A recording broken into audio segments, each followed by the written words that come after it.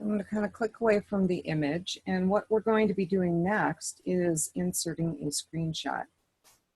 So they want us to open up SMF profile, which is a Word document. And they want us to go ahead and launch Word. And just open from inside here, although it really doesn't matter how you open the document as long as you get it open.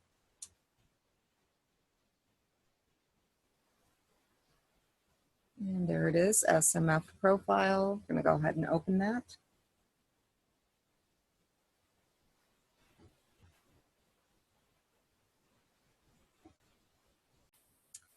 At this point, you should have your Word document open and you should have Excel open. So I'm going to enable the editing. You want to make sure you don't have any additional documents open. Those are the only two that you should have open. And we're going to go back over to Excel.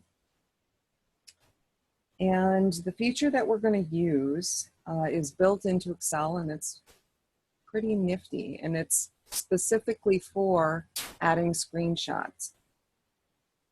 So we're going to go into Insert, and then where it says Screenshot, we are going to click, and you'll notice that it's got any window that you have open available.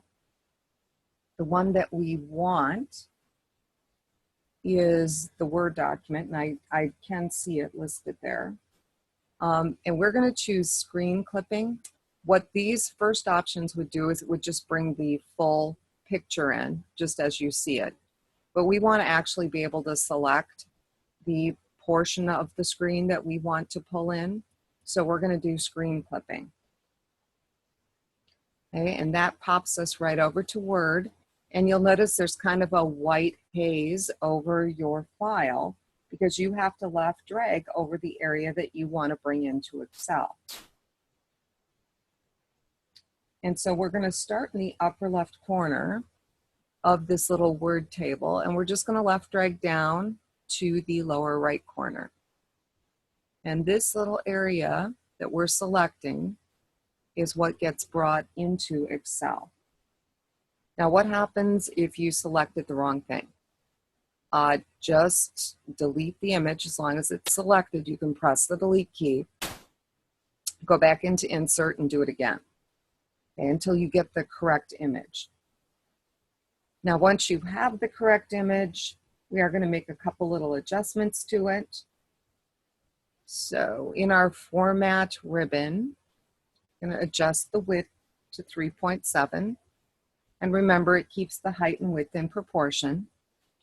And for corrections, we are going to make this a little sharper, which is pretty typical of screenshot pictures. Sometimes they get a little fuzzy looking, especially when you increase the size. And so what we're going to do is choose Sharpen 25%. So Sharpen and Soften is this top section. You can see if you soften it, it's more blurry. And if you sharpen it, everything becomes more in focus. And that is exactly what we want. We're going to go back into corrections, and we are going to decrease the contrast on this.